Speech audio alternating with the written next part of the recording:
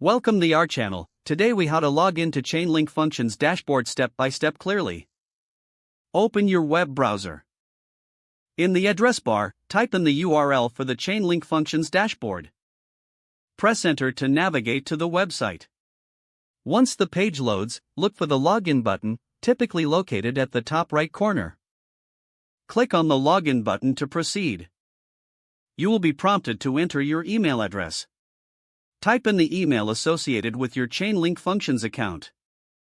After entering your email, click on the Next button. You will be taken to a new page asking for your password. Type in your password carefully.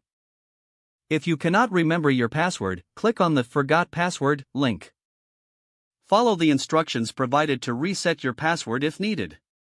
Once you have entered your password, click on the Login button. The dashboard should load within a few moments.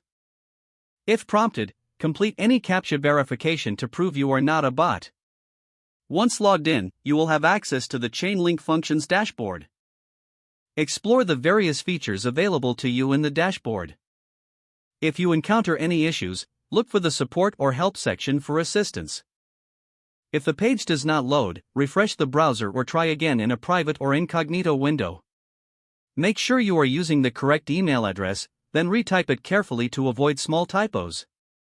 If your password is not accepted, use the reset option and create a new strong password you can remember.